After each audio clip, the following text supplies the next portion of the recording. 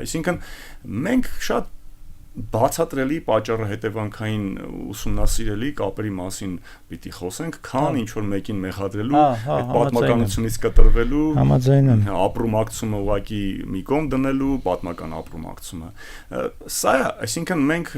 ինչ ունենք Կիլիկիայի վերաբերյալ, մենք կարիք ունենք լավ արդյունավետ հարցադրումների։ Դուք շատ լավ հարց տվեցիք, ինչու Կիլիկիան, շատ լակոնիկ հարցադրում, որը դպրոցից արդեն սովորողի մոտ ընկալում կառաջացնի, որ միջնադարը այդքան էլ մութ չէր, այդքան էլ մուգ չէր, այդքան էլ վատը չէր, միջնադարում մարդիկ ստեղծում էին, միջնադարում ճանապարհորդում էին, գնում էին այսօրվա եվրոպական միջավայր, այնքան սերտ էին կապերը, որ եվրոպական վաղ վերածննդի հեղինակները արդեն հայերի մասին գրում էին, որտեղից իմացավ Ֆլորենցիայում ապրող Ջովանի Բոկաչոն հայերի մասին եւ որ դրա արդյունքում ինքը այդ շքեղ գործում Դեկամերոնում ոչ թե մի անգամ, այլ մի ամբողջ գլուխ նվիրեց Կիլիկիային ու հայությանը։ Սա կուլմինացիա է, սա երբեմն մենք ուշադրություն չենք դարձնում նման երևույթների վրա, բայց մենք ինչ որտեղ պիտի ֆիլմեր նկարանենք դրանց մասին։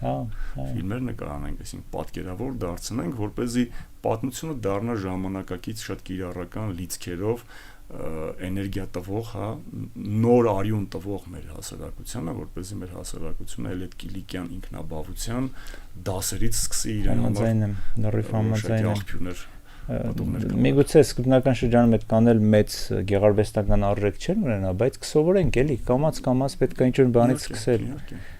Եվ ես ուղղակի մեր լսողների ինձ որ ասիկ մեղադրանք, ես էլ հիշեցի, որ մի մեղադրանք միշտ իմ հասցեին կա, որ ասում է դուք ասում եք բաներ, մենք դրանց տեղյակ չենք, ուրեմն 1147 թվականին կաթողիկոսանիստ քաղաք դարձավ Ռոմկլան Կիլիկիայից դեպի հարավ-արևելք, հյուսիս-արևելք գտնվող մի փոքրիկ այսպես բնակավայր էր, որ նվիրվեց հայ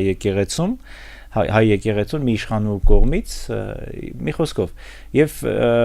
հետագայում այն Լևոնի ժամանակ տեղափոխվեց Սիս քաղաք եւ 1441 թվականին Սսից նորից վերադարձվեց Էջմիածին, դա որ ինձ չմեղադրեն, որ մենք թվեր ենք ասում եւ թվերը չենք բարձրաբանում, չենք բացում։ 13-րդ դարի վերջին արդեն Ռոմկլայից տեղափոխվեց, բայց